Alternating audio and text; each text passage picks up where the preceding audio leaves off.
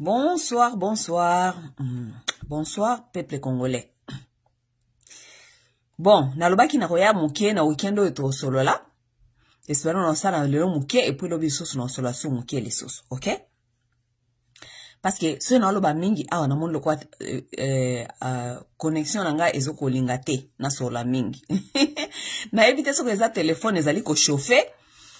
Eza kolinga te na sola mingi ou bien quoi? Je ne sais pas les causes des alignes, mais c'est un peu ça. Donc, on peut ça non matière ndam, OK?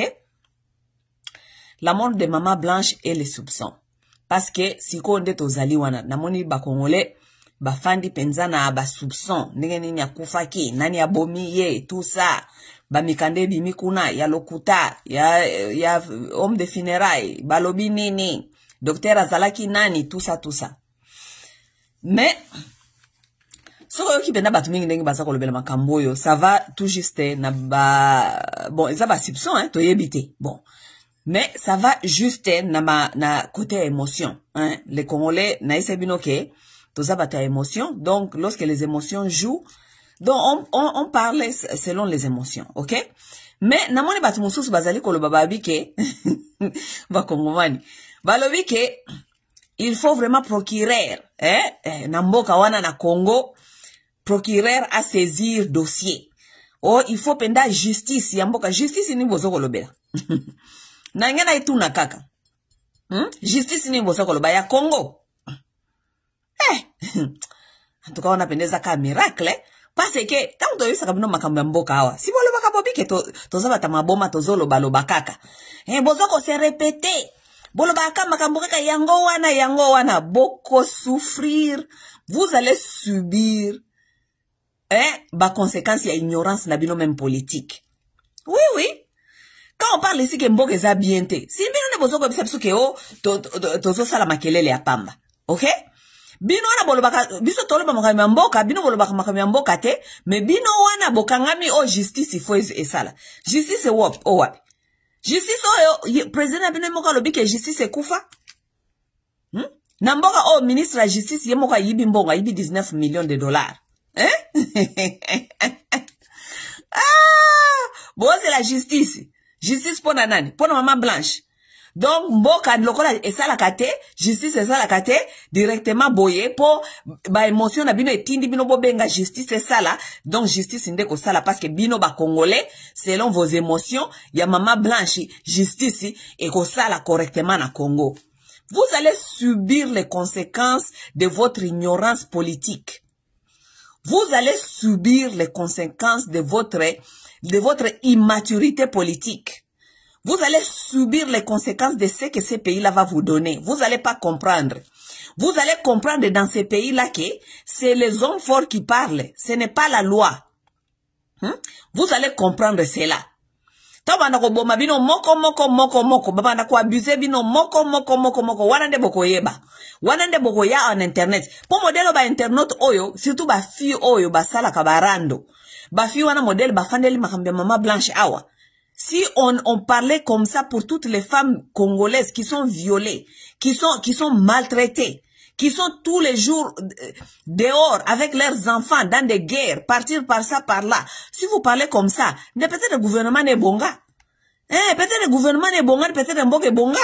Parce que on trouve aussi que peut-être quelque part malhonnêteté moko boye, bofande lisola mwasi moko.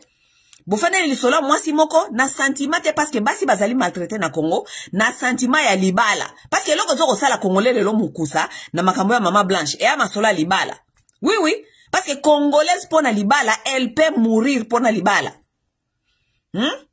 Tant ozali atozolo ba makambo mboka ezoke ne malamu te bango bafandeli makambo ba jo bafandeli makambo ya bolingo bafandeli makambo mabala bafandeli makambo po congolaise ayebi eloko moko te kaka libala congolaise azwaka makambo ya libala likambo mobali au sérieux grave makambo ya pasteur Marcelo eloko zoko so ba congolais na motema ezate injustice.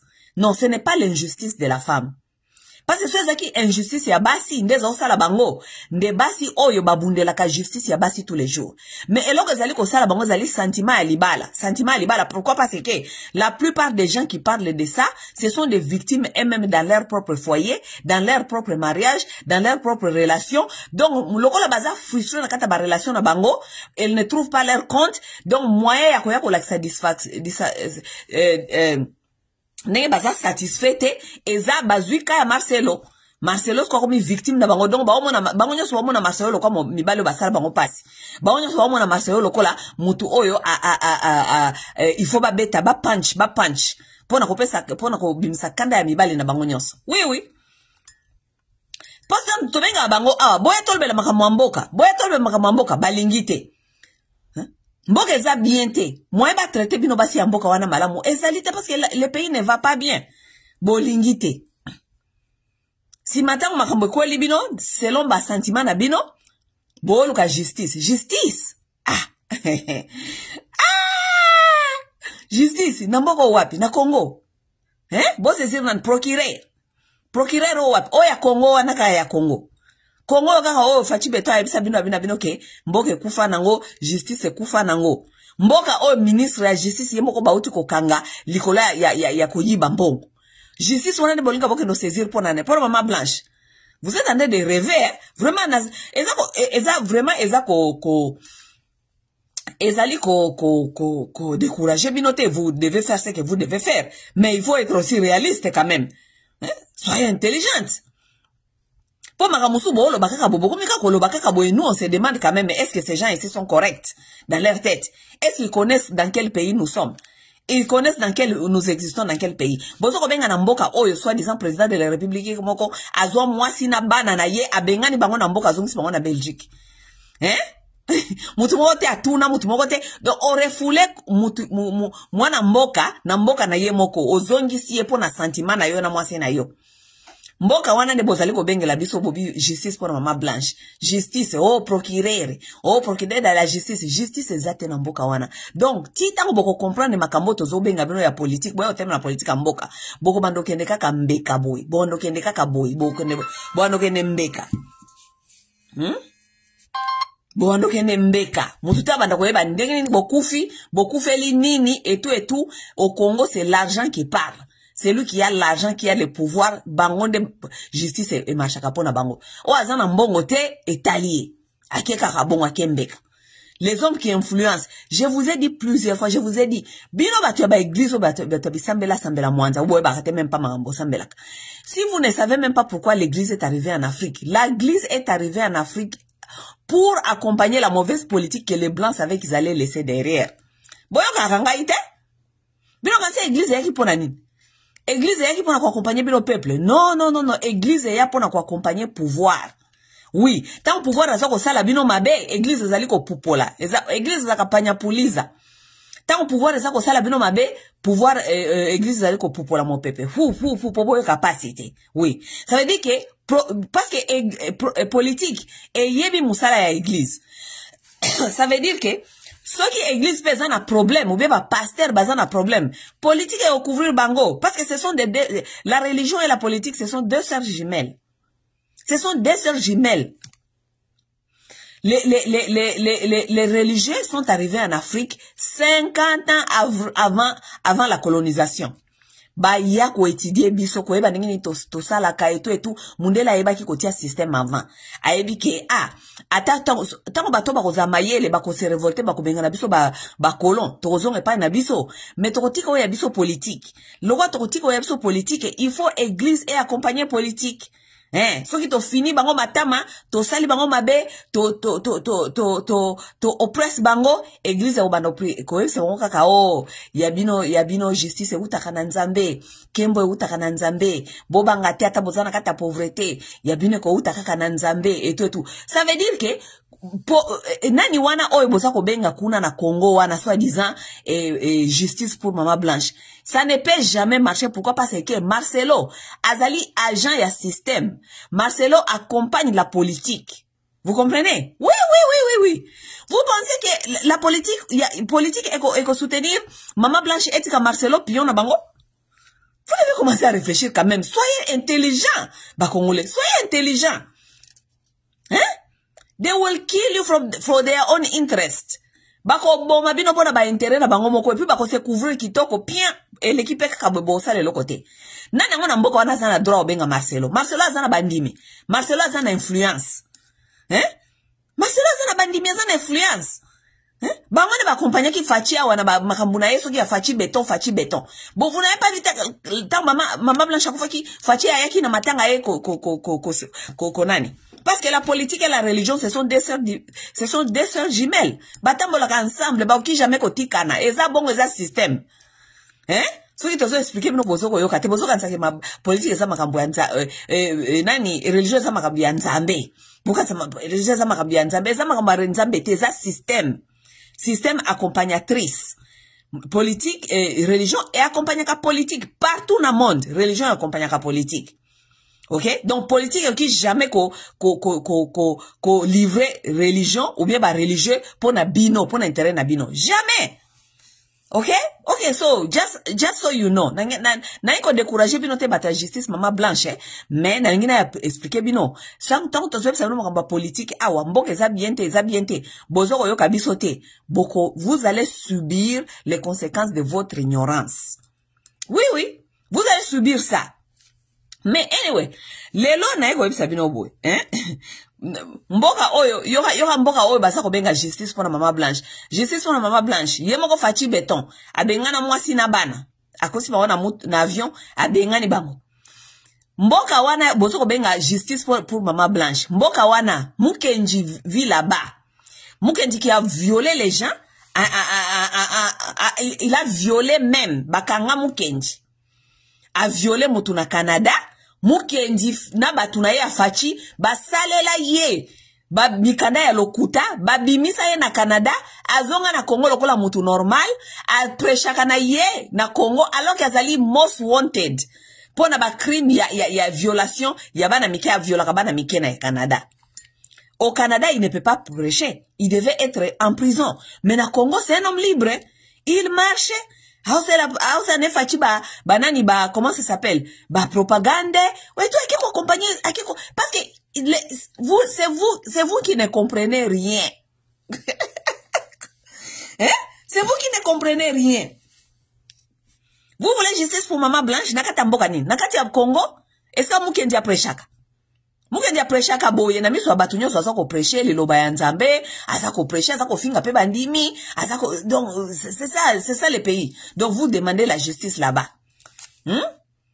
Namboka impunité.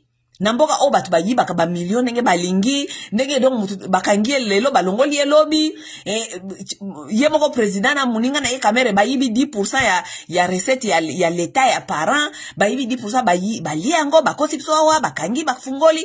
Donc c'est dans ces pays là vous voulez la justice pour maman blanche. Hein? Parce que justice ngo bosenga na poto. Bosenga na poto. Oh, Canada kututi lelo lukaka Mukenji. Eh? Batina soki ba Interpol ba lukaka Mukenji. Congo protège Mukenji. Marcelo na bokozwa.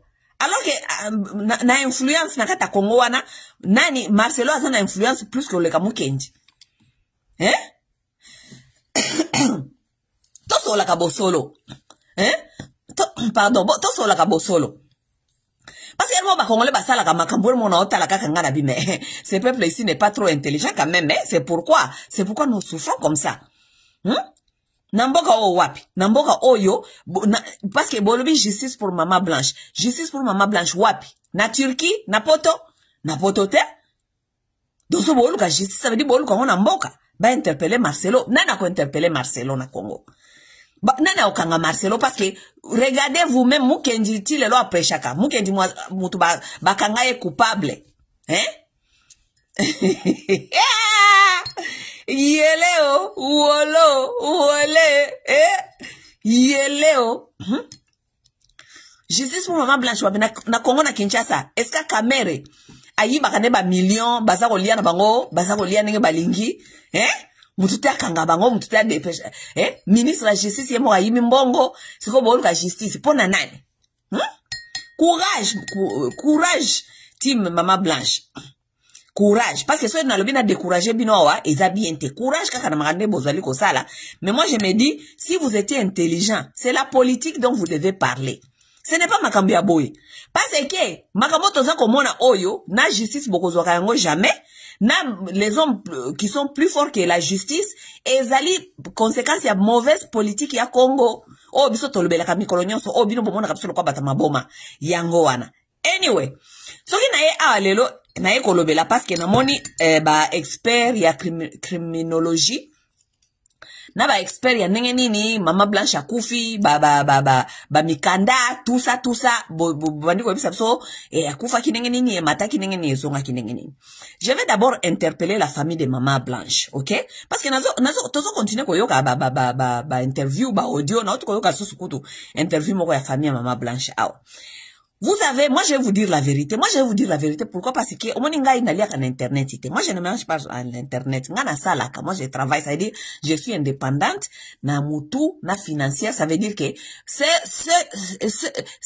qui mangent sur l'internet peuvent vous flatter. Pourquoi là ça nous makambuni ni fobo yoka pour na bo futa kabango. Pour balia kan internet nga lia kan internet ite ça veut dire que nazana aucun intérêt ya ko flatter bino nazana intérêt moko te ya ko flatter mutu nazana intérêt ya ko sala analyse ndenge naza ko monango. C'est à vous de comprendre ou pas. Bon, la plupart de vous n'êtes pas non plus trop intelligent, ça veut dire que vous n'avez pas vraiment de capacité à pousser ba réflexion moi musika. Moi je vais vous dire quelque chose na makamnyo sunazali koyoka na fungoli matoya kuna Moi, je trouve que la famille de Maman Blanche, qu'on se le dise la vérité, non seulement la famille de Maman Blanche, Tozo le Bela parce que Zalika et Maman Blanche, c'est les Congolais en général, les Congolais, les Africains en particulier, les Africains en général, les Congolais en particulier, Tozo le Bela parce que ils ont promis la sœur Congomane. Ba famille ya ba Congolais et ça ba famille moko ya ba irresponsable. Oui, on doit se le dire. Pourquoi parce que batuming basala ka semblant au kanisa ke parce que moto abotaki a fondé foyer a comme irresponsable. Ça n'a rien à voir avec la responsabilité. Il y a des gens irresponsables qui ont toujours été irresponsables, mais ce qui s'est passé que baboti bana baeko bakisama. Combien de vos amis vous connaissez que c'était des gens très irresponsables? Bon, yebi ki basa ba irresponsable. Mais ces gens-là, parfois ils font des enfants. Est-ce que parce qu'ils ont fait des enfants et rendre bango balamoko bakomi batou responsable? Pas nécessairement. Ba mususu bazal kan bango ba irresponsable ti mukolo bakokufa. Ça veut dire que qu'on fonder foyer ne fait pas de toi nécessairement un homme ou bien une femme responsable. Et nous le voyons beaucoup avec des Africains. Des Africains prétendent parce qu'ils ont fait un foyer, bakanisi que ça la foyer et qu'on couvrir yé kozala ou bien qu'on bimakanami so batloko ba responsable. Souvent la plupart de vous n'êtes pas des gens responsables. Je vais vous dire quelque chose. Ba Congolais bazali koloba babi ke oh Maman Blanche azali kosolana maman na ye tango ake Turquie. Elle parlait avec sa mère, elle était avec sa mère tout le temps au téléphone, même lorsqu'elle était en voyage, elle parlait à sa mère, tout ça. Mais c'est la même famille de Blanche qui est ici, qui est en train de nous dire que, ba yebite pourquoi Blanche akendaki poto, ba yebite Blanche azalaki kobela nini, ba yebite hôpital nini Blanche azalaki na kati, ba yebite, mais mes chers amis, si ça ce n'est pas être des gens irresponsables, donnez-moi un autre nom pour ça. Bope sanga kombo mususu. Tant que sabino que ezala batu mususu vraiment ermoko oui toko lobela bino nous allons parler les choses comment ça évolue mais chacun doit se prendre ses responsabilités quand même. Chacun doit se prendre ses responsabilités. Vous êtes en train de nous dire que Blanche, avec sa maman, parlait tout le temps lorsqu'elle était en Turquie. Elle parlait avec sa maman tout le temps lorsqu'elle voyageait. Tout ça. Donc, vous allez pas nous dire que Blanche na maman naye, bazaki ko solo la, mais maman naye ayeba kite que Blanche azoko kende kuna ko sala nini, azako kende kuna ko sala opération nini, moi na azalaki maladie. C'était quoi le but ya voyage naye na Turquie? C'est sa maman, donc elle parlait avec tous les jours. Ti tanga komi na Turquie, ti basali opération, ti Blanche akoufi, maman na ye ayebite, pourquoi moi na kendaki kuna? Vous allez pas quand même nous dire que Blanche est partie parce qu'elle est allée se faire opérer et que sa maman n'était pas au courant de quelle opération il s'agissait-elle de quelle maladie souffrait sa fille, c'est que sa fille est allée faire là-bas comme procédure médicale. Vous n'allez pas nous dire ça quand même.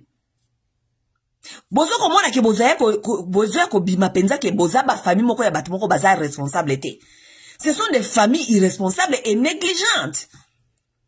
Parlons peu, mais parlons vrai. Ok? Comment est-ce que votre fille est allée se faire soigner, est allée jusqu'à l'hôpital, jusqu'à mourir? Et soi-disant, elle parlait avec sa maman tout le temps, mais sa maman, boza kobima na ba audio tisi koyo, koyebi sabiso, boyebi te mwana bina kende kuna ko sala nini, azalaki ne maladie te, akendaki kuna ndenge nini, akomaki na makambo hôpital ndenge nini, tout ça. Cette famille prétend de ne pas avoir cette information. Et ça, moi, si ce n'est pas une famille irresponsable, ça veut dire que c'est une famille qui est au courant il y a seulement seulement des hypothèses.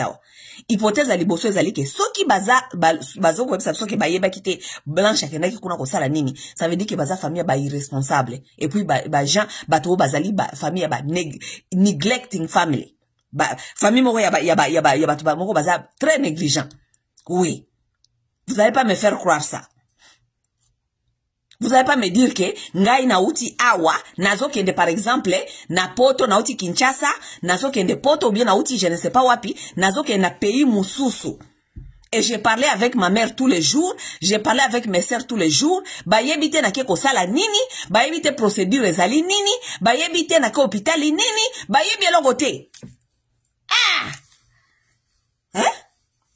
Ça veut dire que awa, nani hypothèse saka mibale ou bien bayebaki likamni ni blanche akende ko sala kuna, ils savent très bien de quoi est morte leur fille, ou c'est une famille des irresponsables. Tout un point trait. Et là comme monsieur Robaksa nezate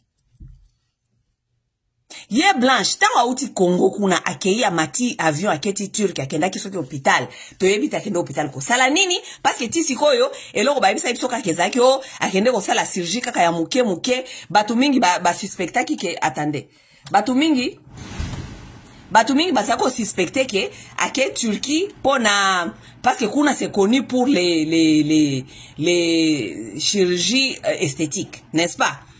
Donc, la plupart des gens disaient que akende ko sala chirurgie esthétique. Et si vous regardez bien le corps de Blanche, vous allez voir que à sala ba chirurgie esthétique, n'est-ce pas? Bon, maintenant, Turquie est-ce qu'akende ko sala ba chirurgie esthétique wana? Ba parents na ye faut baza au courant. Maman na faut baza au courant. Vous n'allez pas me dire qu'elle parlait avec sa maman toute la journée, il paraît dimanche ou à voyager qui, toute la journée elle parlait avec sa maman. Donc maman n'a yébité moi na zako noko sa ni na Turquie. Si sa maman ne connaissait pas, et puis vous allez blâmer Marcelo, vous allez vraiment, non, Congolais, non. Nous devons rester quand même honnêtes souvent. Hein? Il faut rester honnête, et puis il faut rester dans la logique, pas dans les sentiments, pas trop dans les sentiments. Moi, je suis sûre que maman est blanche, famille est blanche, bayebi pourquoi blanche azaki kuna. Bayebi pourquoi azaki kuna. Parce que vous allez pas me faire convaincre que ngar masana kolongwa awa, na ke hôpital, ata awa kaka nakata Amérique eska na zali awa. Soki nazana rendez-vous et pas docteur, oh na yebi ke zali, bakosala chirurgie, bakosala eloko moko boye tout. Je dois adresser ça à ma famille quand même. Nakei boye, balobi boye, eza boye, procédure ezali boye, bakoza na besoin ya mutu akomema ngai parce que soi-disant après anesthésie, mutu akokakotambusa te et tout. Mais on doit parler surtout que bozo ko bisa biso bobina biso ke Blanche na mama na ye bazai kosola chaque jour. Hein? Soyons sérieux les Congomans. On doit faire parfois 1 plus 1 égale 2. On ne doit pas faire 1 plus 1 égale 11. 1 plus 1 n'est pas 11. 1 plus 1 égale 2. Ok? Deuxièmement, balobi na biso ke blanche akomi kuna famille esko eza kotuna ndenge nini ya kufi ndenge nini etu mais mama ya blanche nga na tuni boy soki mama blanche aza so na blanche tous les jours tango blanche a voyagé ti akomi kuna qu'est-ce qui empêchait à maman de blanche si elle était au courant que sa fille partait pour peut-être medical issue quelque chose kaka ya médical, qu'est-ce qui empêchait à sa maman de l'accompagner là-bas? Je me demande. Qu'est-ce qui empêchait à ses sœurs ou bien mutumoko ya famille na ye à memaye kuna? Parce que ce qui est sûr, il paraît Marcelo n'a pas voyagé avec elle le même jour. Elle était partie d'abord seule et puis Marcelo a été rejoindre hier après, n'est-ce pas? Les Africains, les Congolais surtout, les Congolais, vous devez commencer à devenir des gens responsables. On ne peut pas être des gens si irresponsables et penser que vous allez blâmer toujours votre irresponsabilité à d'autres gens. À un certain temps, on prend ses responsabilités. Oui. À un certain temps, on prend ses responsabilités. Si cette famille-là soupçonnait que Marcelo n'était plus bien avec leur fille, Marcelo était soi-disant un danger pour leur fille. Mais comment vous allez m'expliquer tout ce que vous êtes en train de m'expliquer là? En tout cas, parti Oyokolobake, Blanche Akendaki, Kosala Soki Surgery, Akendaki Soki Komona ba docteur, Akendaki Soki hôpital, mais de connaître ba yeba kité, Alongwa ki Kinshasa, pourquoi? Ça ne colle pas. Ça ne colle pas. Il faut arrêter ça. Il faut arrêter ça. Famille Blanche, il faut etika lokuta wana. Famille Blanche, il faut baya ko yebisa biso ba yeba ki ke Blanche azawo kende kuna pona surgery, il faut ba yebisa biso ba yebi pourquoi kenda ki kuna batika kokosa ka omoni peso ki bobandi kokosa mingi e kotinda bino bozanga raison. Oui. Il faut pas trop exagérer dans les mensonges. Il faut être honnête. Il faut montrer là où ça cloche. Bon pesa Marcelo ba responsabilité na ye a faute, na bino pe boye ba kozo ba responsabilité na bino a faute. Lorsque vous ne voulez pas accepter à vos fautes, ça va et comme bien te lokuta pe elekate lokuta comme kamabe lokuta so comme ko ça pe mingi comme kabiente bokomi ko baby sa dossier parce que na bato il fallait ba côté la bino botinda sikoyo batu wana bakomi ko mona bino suspect parce que ba masolo bozo continue ko ya ko lobaka mikolo nyoso na kati ya internet oyo et comme ko bimisa bino pe moi suspect. Et comme vous savez, moi, famille, moko boye, il y a bat moko baza ba responsabilité. Ce n'est pas bien. Pour les gens qui n'habitent pas en Europe, excusez-moi, pour les gens qui n'habitent pas en Europe, Zana a expliqué bien quelque chose. Au moins, il y a un poto awa. Bon, on a évité ce procédure maintenant, il y a Europe, na États-Unis. Parce qu'on a dit que poto, normalement, ba système, il y a kokufa, il y a bibembe, il y a ba hôpitaux, il y a ba maison funéraire, et ça a presque ndenge moko. Ok? Au moins que, on a expliqué bino awa, et ça contraire na oya bino à Europe. Ok? Europe pe, que c'est ni, parce que balobi Turquie, et ça peut, le quoi Europe moko ya mwa moniato. Parce que batu mingi ya Europe wana, au moins na ba uti kuna na ba Londres, baso que no sala ba chirurgie biloko na bango chirurgical na Turquie. Pourquoi? Parce que déjà ba médecin à Londres par exemple ba yebisa keke azali candidate pona chirurgie ko sala chirurgie wana.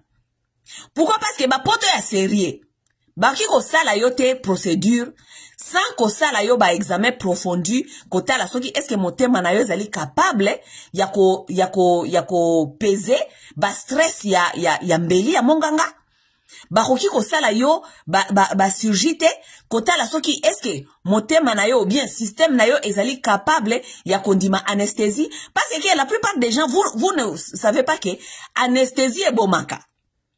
Oui, anesthésie est bomaka parce que soko que no sala opération batie yo under general anesthesia bako faire yo signer ba papier parce que bako yebisa ok possibilité zali ki ola mukate parce que anesthésie est bomaka.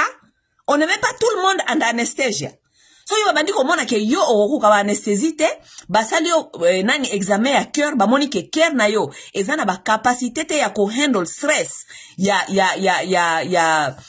procédure nyonso o ezako senga eza chirurgical ou bien ça kosenga anesthésie médecin koyebisa yo signer ba papier oyo pona oza na risque ya yo moko soki olingi otosigner so olingi pe totiki na ba poto ya normal na ba poto ya bien bakoyebisa o moko babino okay bakopesa yo surgery wana te bakopesa yo ngote parce que bayebi ke so okay na mbeto ya nani ya so okay na mbeto ya hôpital okokufa bayebi ke kokufa okay bakoboya alors boto na batu mingi bazaka na Europe wana surtout ba fio bakendaka ba Turquie wana kondo salisa ba surgery na bango wana bakoyebisa bino ke azalaka na Londres alingaka sala ngo na Londres mais na Londres baboya ka ko sala yango bakoyebisa ke azalaka na France baboya ko sala yango parce que babisa keke nzoto na kokoka ko supporter yango te yango akendaki Turquie kuna bakipaka te Turquie isajika ka mbongo na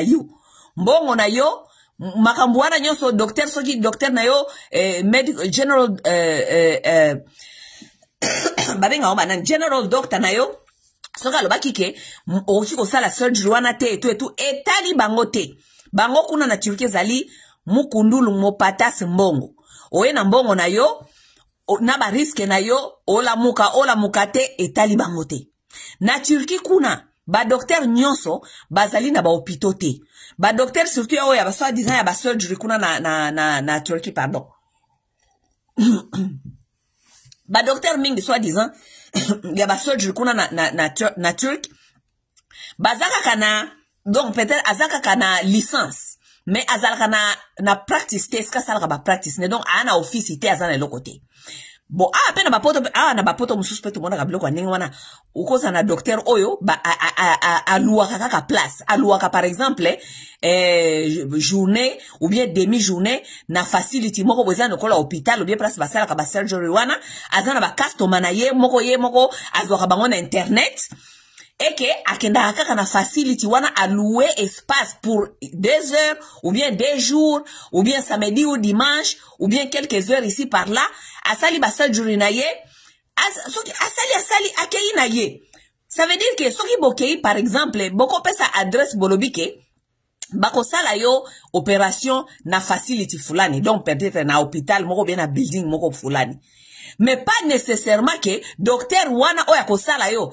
asala ka wano biali ajali enregistré comme docteur ya facile ya hôpital wana akoza la kaka ke aluaka espace na kati ya facility wana mais lokola azali na licence na ye ya soit disant ya docteur soit disant ya mutasala ka ba surgery bakondimela ye aluaka akomi kokotela par exemple bâtiment na peut-être quel mbongo eza lokola za ko rent yes bao bozo ko comprendre tenenge poto awa e fonctionnaka c'est comme ça alors médecin mingi oyo ba turc oyo eza ba médecin oyo bazalaka na internet mais akotia adresse ya esika ko sala opération mais place wana ba yebi yeke ay aluaka ba jour aluaka ba heure ça veut dire selon nenga sali ko zwa ba customer na ye na internet soki azui customer na internet ayebi ke customer azui 2 customer par exemple na internet par semaine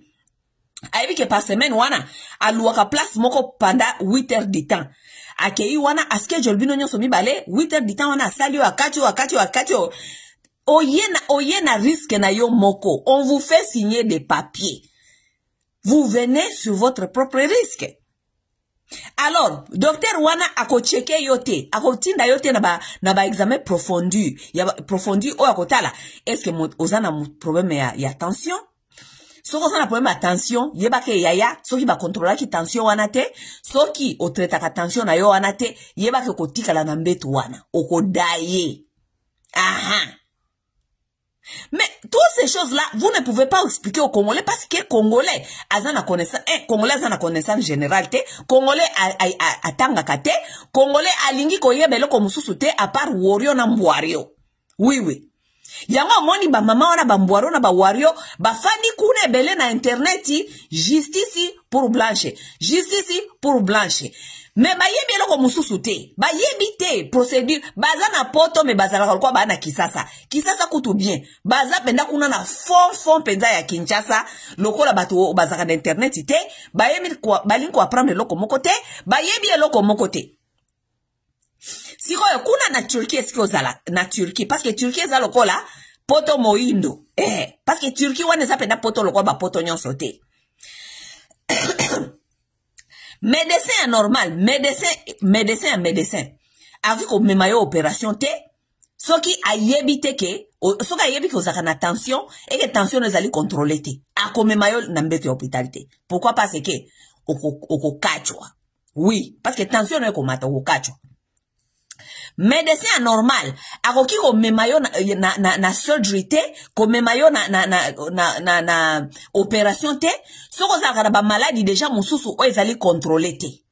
Akopesa yo rendez-vous kende komona ba spécialiste na yo wana ya diabète, kende komona batu na yo ya motema, cardiologue, kende komona boye ba contrôler nanu maladie na yo wana.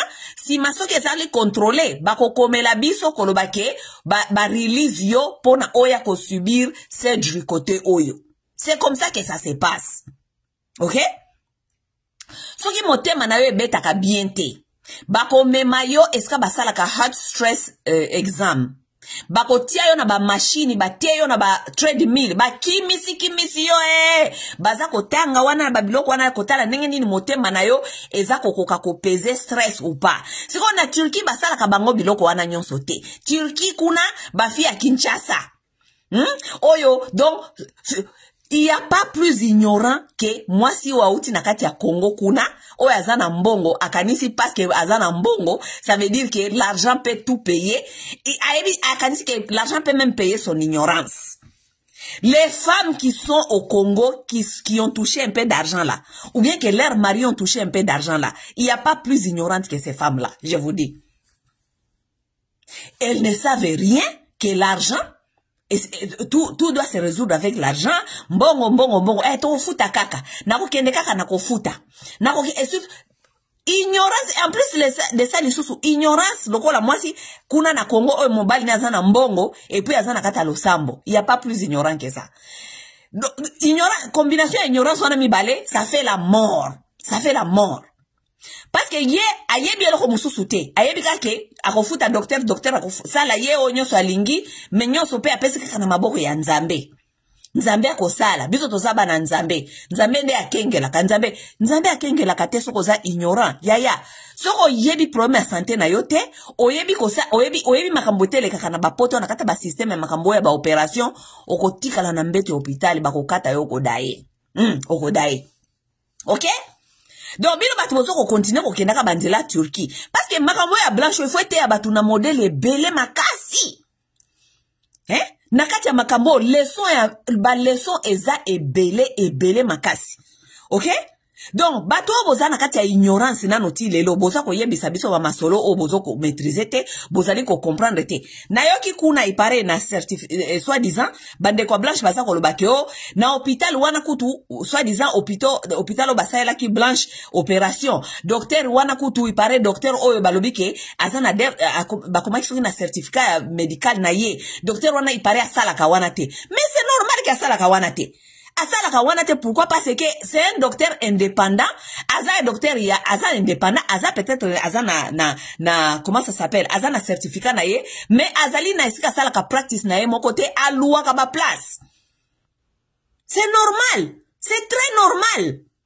Que bomoni kombo ya docteur mais facility esika sala ka aza reconnu wanate comme mutu aza parmi ba docteur ya nani ya hôpital wana. C'est quelqu'un qui est indépendant, qui loue son espace. Tout ça là, bakongole ba yebi na bangote. Bango ba kenda kaka monika ka mutu azo kende kaka loyenge Turquie, tokei. Botu na ba fie belé o basala ba surgery na bango ba uta Londres. Bako yebi za no vérité na ba mfimu mususu baza ko sala ba testimony na bango moko. Ake Turquie, pourquoi? Parce que na Londres kuna ba yebisa ye ki bako sale opération wana te parce que nzoto na ye ekokoka stress wana te ya opération. Elles sont nombreuses. Elles ont quitté là où elles étaient en Europe pour aller en Turquie parce que kuna na Turquie contrôle les anangote. Soko kufi na yo bazui okebete kutu ba longoli yo biloko bazana ngo besoin na nzoto na yo ba kabeli na mo batu mususu yo ba kundi yo ebembe ba ko koma na certificat na yo zali normal def Mort naturelle, bako koma yango ndengwana mort naturelle. Pourquoi? Parce que tu as signé des papiers. Ba ebisa ki ba risque na yo lingolo ba ke oroki ko kufa under anesthesia, you can die under anesthesia. Anesthésie yango moko bana isibino eza blague te na mboka oyo. Anesthésie ba pesa ngo n'importe qui. Oyo ki a pas soit aux États-Unis, bato anesthésie ba batu mususu. Les anesthésistes ne sont non avoir rien à voir avec les docteurs. Bazana spécialisation ya bango moko ka ba anesthésiste, bango moko kaka. Anesthésiste batu mususu bayaka timi mususu bako s'assurer que olali, bako s'assurer que olamuki. Bako zala wana titango kolamuka. OK? Si vous avez na Turquie, vous n'êtes pas bokendaka. Anesthésie, d'abord, eza problème. Anesthésie, la mukate. Ça, ce n'est même pas inclus déjà, ce que vous opération. Anesthésie, eza danger. Ok? Combien de batu bakufa na anesthésie, la mukate? Plusieurs personnes, beaucoup sala ba statistique. Boye ba combien de gens qui ne se sont jamais réveillés à cause de l'anesthésie. Beaucoup de gens ne se réveillent pas à cause de l'anesthésie. Congolais d'azorabilo kaka pete yo kaka anesthésie. Asaki anesthésie, bachakinga anesthésie. Anesthésie, ce n'est pas quelque chose de la blague. Anesthésie, c'est le romo ya munene makasi. Makasi. Batuming balamukaka anesthésie te. Donc, Congolais azwakatante ya kosala étude na ye kolinga koyeba makamini ya sako mitia na kati ba risque ba tout ça, on ne fait pas ça. On va se jeter sur comment on dit na mbetu ya ba docteur po mone kaka za poso ya pembe. Bo mone kaka za poso ya pembe, bo pesi eka ba Turquie wana. Bo mone ba zaka poso ya pembe, bo pesi bango confiance, kaka parce qu'il y a za poso ya pembe. Ba kuna za mbakambia mbongo mo patas et tout. Kuna balandela ba criminel te parce que boyaki na risque na bino moko. Ça veut dire que kuna na Turquie, so ibolobi ke boko ndoloka, soit disant justice mama blanche, kuna na Turquie bokozwa moto te. Pourquoi? Parce que boyebi ke boyaki na risque na bino moko. Vous êtes venus sur vos propres risques, OK? So tokende, wana déjà je pense que vous avez déjà compris, OK? Vous avez compris comment est-ce que ba hôpitaux et salakawa na ba tumususu ndenge nini bazalaka ba docteur docteur internet. Docteur internet selon batuna ya internet ndako louer kama place na ye so ka vu batumi balemi satu a louer place moko akiko sala bino surgery na ye kuna le reste ce n'est pas son problème. OK? Prise en charge, ce n'est pas son problème. Lui, il a fait son travail. Bino moko bokoluka prise en charge. Bino moko bokoluka nini bokotia bino place ba nurse mususu bazali. Ça, c'est votre propre problème. C'est comme ça que ba business mususu kendak. Et les choses là, ça ne coûte pas cher. Yango mona batumik ba okende Turquie parce que c'est moins cher parce que nani service eza mabe makasi. Service eza mabe makasi. Service eza mabe makasi et puis baza garantie te ezali ke soki likambo ekoleli yo batwana bakokanga bango. There's no accountability in Turkey. Accountability donc responsabilité ba médecin ezate na Turkey. C'est comme ça. Donc si on bozo ke ne Turkey kuna boye baraki boko na risque na bino moko. OK? Donc si maman blanche est morte comme ça, c'est très normal que ba koma na birth na death certificate na yeke ezali mort normal. Parce que balobi ke ndela oki soit disant balobi ke comment est-ce que na death certificate na ye balobi ke mort normal. Mort normal parce que ça mort normal. So akufa ki na anesthésie, akufi na anesthésie za mort normal. Mutute abomi akufi na anesthésie la mukite. Mort normal parce que complication ya surgery eza mort normal mutute abomi akufi na complication ya surgery. Ba koma mort normal mais ba koma peut-être na ebisa ceux qui Turquie ba koma pesa batu approfondi ko ba kufi mort normal mais quoi d'autre quoi? Est-ce que ça qui anesthésie, est-ce que ça là qui surgery, est-ce que ça là c'était quoi? Là on ne sait pas mais est ça mort normal ba combien ça mort normal? That's what you get when you go to Turkey. Boko blâmer nani bandeko? Boko blâmer nani? Ba Congolais sozoko kufa na kati ya ignorance. Vous êtes en train de mourir de votre propre ignorance. Bozoko kufa belé na kati ya ignorance. Parce que nyoso botie na maboko ya Nzambe. nyonso botie na maboko ya nzambe tozaba na nzambe nzambe nda sala katokolamuka na kombo ya nzambe non boko tie nyonso na kombo ya nzambe te. Moi je me suis fait opérer une fois. Je me souviens, docteur Ayaki, avant notre opération, docteur Ayaki, ma soeur qui m'avait pris là-bas, nous étions là-bas, on est en train de me préparer pour m'expliquer certaines choses avant wana. Na chambre pembeni et pas inabiso pembeni eskanga na zalaki ba africain mo bazaki or bazé bata Ghana mama mais faut yo kandenge bazoko prier hey wow bazoko prier bazako lela bazako prier yesu to take nyoso na maboko na yo we leave this in the hand of God. Jesus, you the one who do everything. You gonna make sure this works. She wakes up, she sleeps. Jesus yo ga ser nanga binanga yo ka bata Jésus yo ka bata Jésus ya wana makamba Jésus zalaka wana te wana makamwana zalike did you oza au courant ya ce qui peut arriver kolobate ke oyeba kite oyebi ba risque ya anesthésie oyebi ba risque ya opération oyebi ba risque tout ba yebi si yo et puis va faire yo signer papier awa risque yango yo risque oyo ya oyo yango o signer. Ça n'a rien à voir. Oui mambia Jésus wana zate. Tu dois lire, comprendre makamuni yosoko mitia na kati opération oyo risque nangweza nini ba anesthésie risque nangweza nini comme ça tu te prépares dans la tête mentale au forcé mental. Mais yo sali recherche na yote au croire kaka na docteur parce que docteur omoni azali mundele ba yebiso siko risque za yako kufa signer obandi ko gangla Jésus obandi ko benga Jésus. Mamba Jésus eza wate eloko mususu na koloba nazo komona batu mingi bazako loba makambu ya soi-disant bazako questionner nani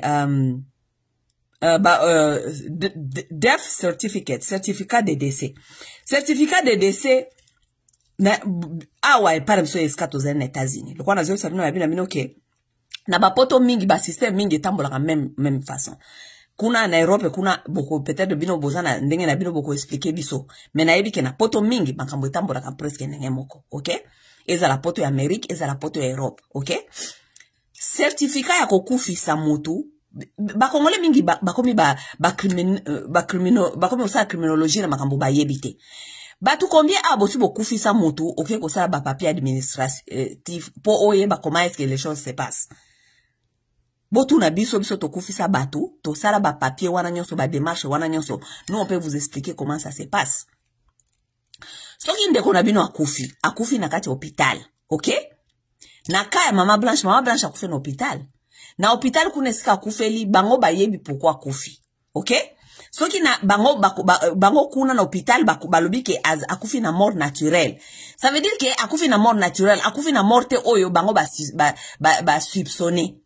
Soki akufa ki na mort oyo bango ba soupçonner balingaki batinda ye na autopsie mort bon Turquie peut-être lokola tozo atolo bela makambo ya Turquie kuna zaka poto moindo donc toyebi na biso peut-être pendenge ni marcha kuna na Turquie penda parce que Turquie mafia mingi le kakape na Turquie okay mais nazo expliquer bino ndenge ni ndam poto kaka en général ndenge ni makambo tambolaka soki ba suspecter ke okufi babomaki yo ezalaki meurtre ou bien nini aucun docteur akolinga azwa responsabilité ya eloko oyo aza sûreté ke soi-disant practice na ende bomaki yo te so docteur azali na moindre suspicion que il y a quelque chose d'autre qui t'est arrivé ou bien babomi tout bakobenga police wana parce que bayebi to kufi ndenge nini so yo bimaki bien et tout bayeko kuta yo peut-être ba étouffer yo na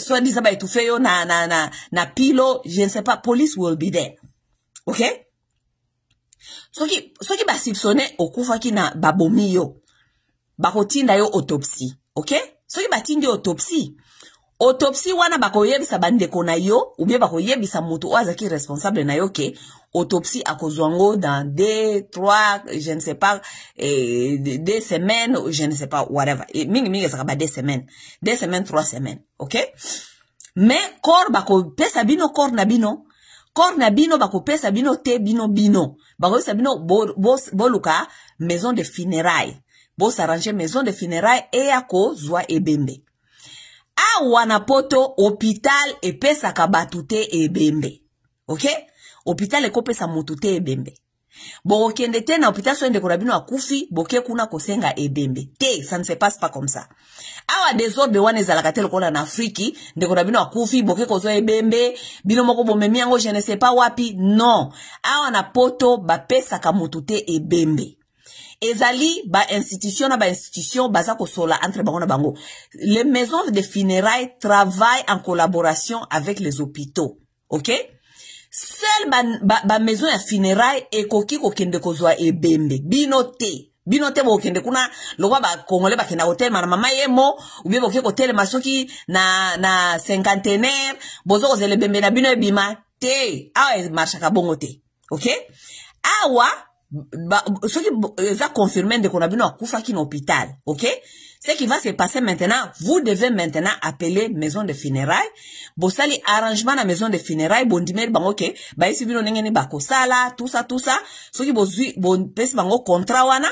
Bango nde siko maison de funérailles bako kende kozwa ebembe baye ko bomba yango epai na bango tant que bino bozali ko sala siko ba démarche nyoso bolingi ko sala kenenge bokokunda na Afriki bokokunda je ne sais pas bokozela combien de jours bokosala nini tout ça wana sikoyo entre bino na maison de funérailles ok okoki kobenga hôpital te obanda kotuna ka hôpital hôpital ndeko na biso azalaki kuna boyebisa biso akufa kinenge nini bakoyebisa bino te bakoyebisa bino ke nyonso ekozala révélé na ba papier ya docteur ya medical papers na ye eke bakotinda ba résultat nyonso bakotinda ngosiko na maison ya funérailles it is the funeral home ndeko yebisa bino kopesa bino death certificate pona ko déterminer akufa kisikoyo nengeni na maladie nini ok oui death certificate eutaka na maison ya funérailles eutaka jamais na hôpital ok hôpital ekotindela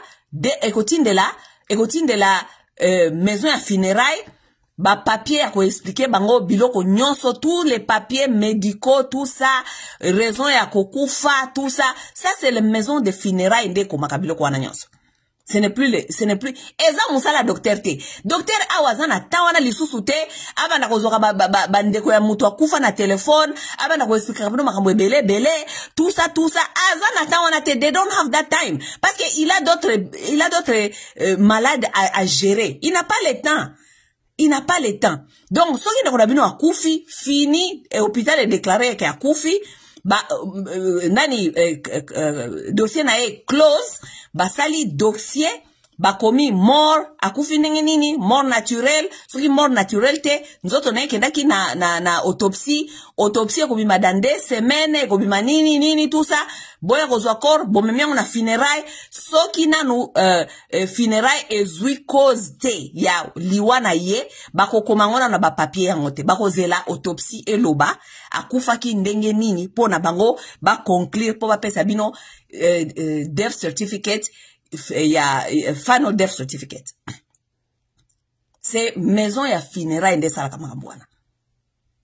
Siko nazoka batukuna ya bazoko kusala ba congolais lokwa bakomi ba investigateur o ba osala ke o bakokende kuna na hôpital bakokende kuna na ba hôpital wana nyonso bakende ko tuna ba médecin wana nyonso bakende ko yeba comment est-ce que maison de funérailles est commis ndenge nini mama Blanche akufaki et tout c'est comme ça procédure ya awana poto ngai moi j'ai fait des papiers là administratifs awana poto pona moto akufa na yebi je sais de quoi je parle.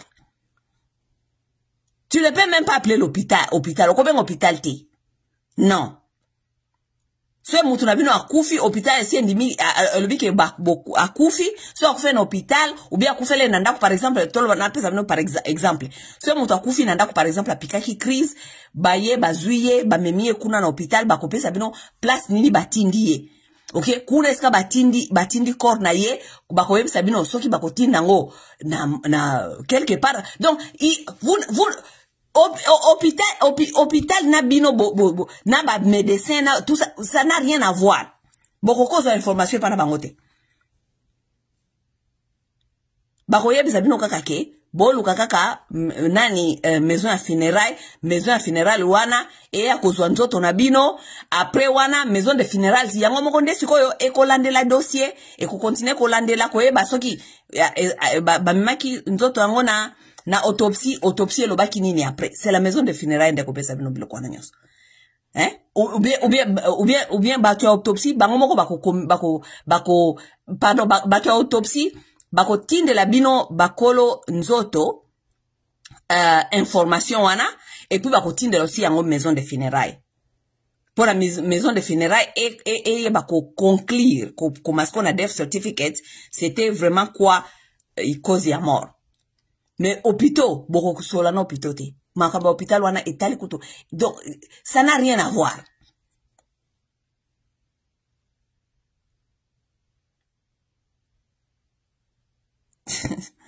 Eh, non, parce que nazomona vraiment, les Congolais sont très dans cette affaire, mais baza very confused.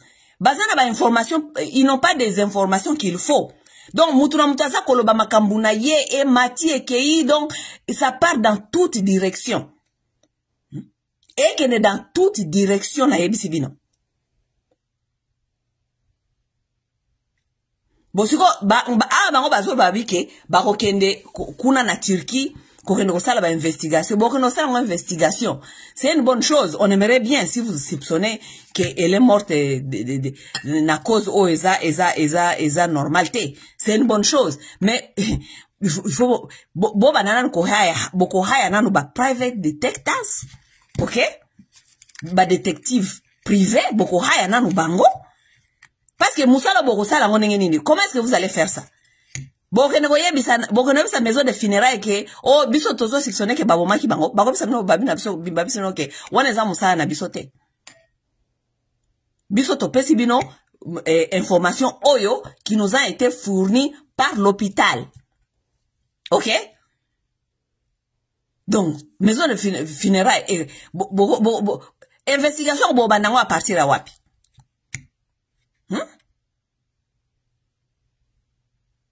Death certificate ezali wana elobi ke mort naturelle. OK, mort naturelle wana. So bobengi bango so OK, boisi maison de funérailles ke ton limite ke zaki mort naturelle. Maison de funérailles na ko bisa bino OK, wana tali bisote, so ezali mort naturelle ou pas. Nous ça ce n'est pas notre travail, nous avons fait notre travail, ça dépend des informations que nous avons reçues. Bagoye sabino soki bomoni ke akufaki awa na mort naturelle te alebo kende ko luka private detector akende koye baninge nya ko faire pousser makambo. Bosiko kuna na Turquie kuna so ezaka makambo ya ko opérer batu ya mayuya. Ya mayuya parce que mayuya eza kuna belé parce que bino lorsque vous allez là-bas vous signez des papiers. Que vous partez là-bas pour vous faire opérer pour votre propre risque. Ça veut dire que vous avez compris les risques qui existaient. Bako kanga mutute parce que osa responsable tu as signé ça in your right mind. Oui, bako kanga mutute. Parce que batu nyonso système nyonso Europe baebi ke bino nyonso bokenda ka Turquie parce que boebi ke kuna na Turquie boke na ba risque na bino moko. Il n'y a pas basal kabilo ba examen profondité koye basoki boza na risque ya kokufa ou pas. Tout le monde connaît ça. Et puis Turquie kuna pareil basala ba système na bango ya makasi pona ko protéger ba docteur na bango wana. Siko boko funda nani bosi momona médecin moko ya Turquie awa ba kangie po soi-disant a opérer ka batu bakufi bosi momona ngo ezalakate parce que batu mingi bakufi na nzela ya Turquie. Batu ebele bakufi na nzela ya Turquie wana. Ese bosu bomona ba médecin wana ba botole bango ba licence. Ba botole bango ba licence te parce que bino nyonso boyebi kezali risque. Yo yebi kezali risque, médecin yebi kezali risque. A signer so ba papier bo signer wa bumbaba. To sala kaka. Totala, au nom de Jésus, au nom de Dieu peut-être ko simba. So ke simbi ka nini wana. eloko mosusu ba congolais bazali ko s'inquiéter nango. Il paraît que Maman Blanche azali kuna po Maman Blanche akendaki avant Marcelo. Maman Blanche tango azalaki kuna, il paraît mutu, il paraît asignaki na ba document wana, il paraît turki moko bo asignaki na ba document, tout ça. Écoutez, il faut savoir quelque chose. Lorsque mutu akei, par exemple, qu'on se faire opérer, ou bien mutu akendaki quelque part, pour na procédure moko boy, ok? So, il y a à risque, ça veut dire que, you can be, oroki ko tika la kuna pour un peu longtemps, ça dépend na kana yo, parce que, jusque là, ngana yo to yebite, Maman Blanche akende kuna ko sala nini, ok? So, ça y est, ba opération, bazo, le balaso ki bakendaki ba opération ya esthétique. Oko talelo to bimi lobby, non. So, ils avaient opération esthétique, ça veut dire que, oko kende kuna, au salle opération, lelo, ba ebisyo ke, fandana no awa pendant 2 semaines, ou bien 1 semaine, basa la yo, ba massage, ba lande la santé na yo, mouke. Cela dépend, ok? Cela dépend. Mais, normalement, ba pesa ka mutu, soko, ba ebisyo ba bina yo ke, si ton mari est là, ba ko ebisyo ke, a signé, a co-signé. Mais si ton mari n'est pas là, qui était le cas où il y a Maman Blanche? Parce que lorsqu'elle est arrivée là-bas, Marcelo n'était pas là. Parce que Balobi que dimanche, Maman Blanche, Maman Blanche, je crois, un jour avant ça là, surgery, Marcelo a zako prêché na Kinshasa. Donc, bakena nzela mon côté. Akuta ki ende kuna. Bon, to éviter peut-être so bayo kana kike. Pas Maman Blanche peut-être so kezaki opération fallait tika la kuna. Peut-être il fallait tika la kuna. Marcelo fallait zonga. Mais bayebi sakamutu boy. Yo, ça l'opération. Au cas où il y a quelque chose et que tu n'es pas capable, il y a qu'au signer papier, par exemple, au cause de la you are out of your mind, aux and anesthesia, il faut,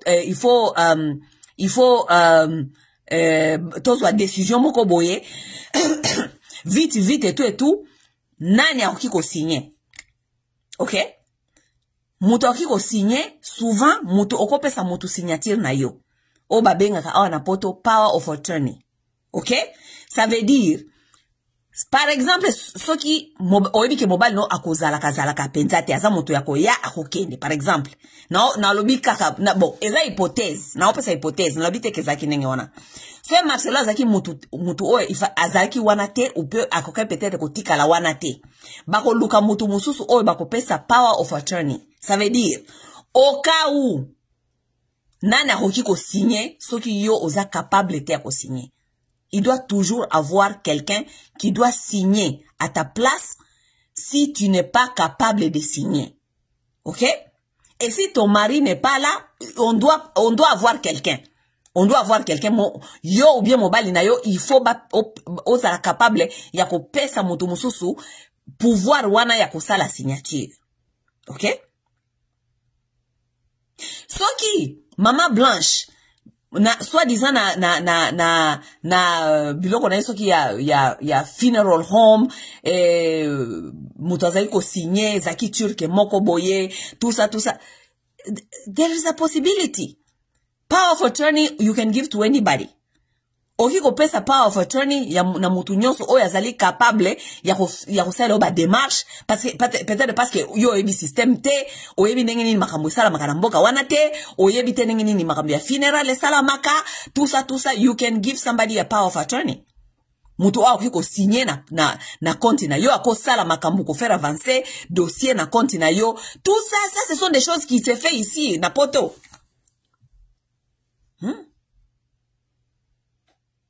Mais c'est un peu difficile, bah, Congolais va comprendre ma kamosusu, parce que, Congolais a fait na poto, mais, esprit ne sakana na Congo.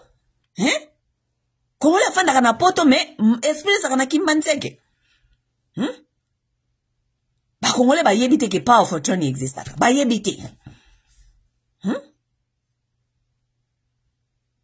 Ba yebite ke, mutu akopesa mutu mususu signature na ye, donc, oyoka nina mutu opesi ye power of attorney, yenda ko saela o ba démarche. Soko longo en États-Unis, ok, par exemple, na Afrique, ok, kuna, ko fanda peut-être pendant 6 mois, et ozana bana, ozana mobile, ozana business, et tout, oko tika power of attorney. Otiki papier okomi otikeli mutu olobi na opesi mutu business obine ke so na zate business soki na zate bank na ngai yende na pesi power of attorney na pesi pouvoir ya ko signer à mon nom. Ça se passe.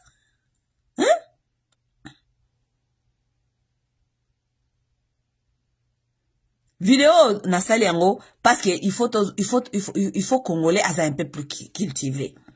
Parce que modèle makambozo ke na tous les sens ezali ko lakisa penza ke non mayele penza ezate. Parce que soit tozaye batu normal batu ya moi mayele de makambo modèle zo ke na ba tous les sens boy. Ne ezo ke de boy te. To ngeto comprendre makambo soso. To ngeto yeba même ba système na bamboko eska to fandi to ki quand même na bamboka batu. Il faut to yeba ngene ba système ezali ko marcher na bamboka batu musoso quand même.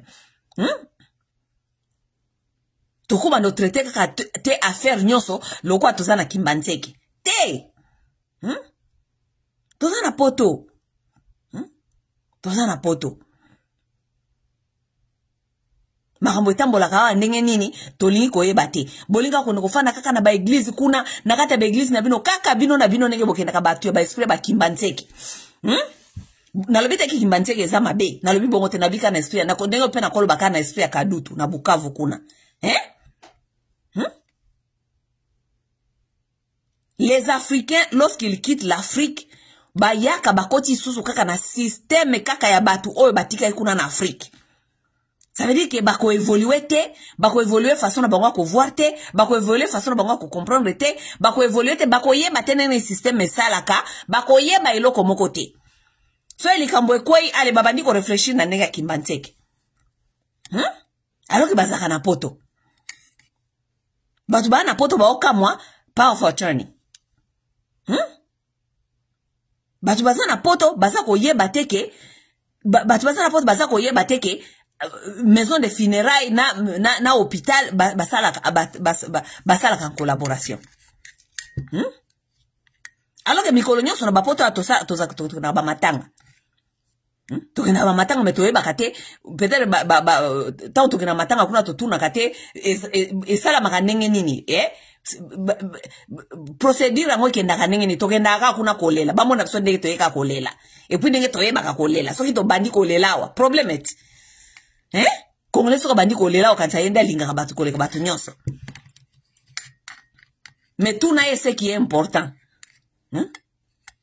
tout na papier administration ndenge ni salamaka tout na procédure salamaka ndenge nini ayebite mais yoka ye ndenge aza kolela C'était un peu ça quoi, ok? Bon, naransi lelo on a fait na loba na yebisi bino. Bino batbo sala justice pour maman Blanche. Je pense que il faut boza un peu plus cultiver na makamboza ko sala parce que je vous dis makamboza boza ko loba na ba internet kuna na ba YouTube kuna. Eza bena ko like ça penda ke niveau mayele eza mingite et puis Isa kolakisa déjà que boko ka makambo bomiti na kati te parce que makambo bomiti na kati boza même pas na connaissance ya makambo bomiti na kati. OK?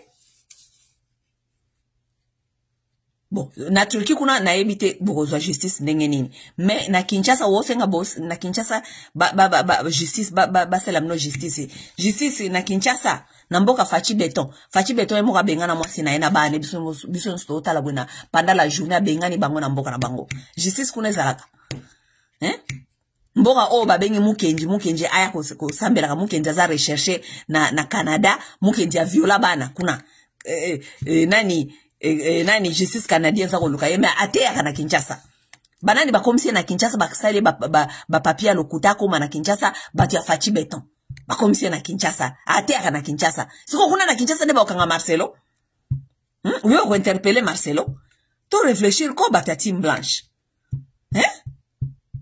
batatim blanche to réfléchir tanto sasa no ke mboka eza bien te boya na makambo ya mboka to salela mboka ikende bien mboka bana ko tambola malamu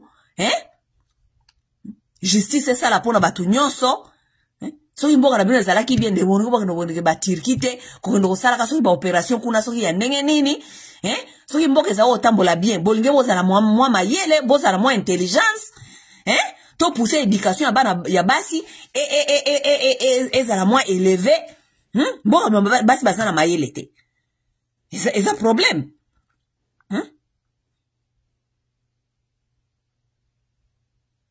bato momebolika makambo wario na bambwario tango makambo ya malongo tango makambo ekweli bino wana nde boyeke boza ba victime kaka bino batawario na bambwario bozo kosenga justice ya mboka esala justice ya mboka esala ndenge nini mboka wapi mboka fachi beton mboka fachi beton mboka fachi beton baki mboka ekufa nango justice ekufa nango ministre ya justice yemoko ayibi mbongo mutamba ayibi mbongo ministre ya justice kuna nde bozo koluka justice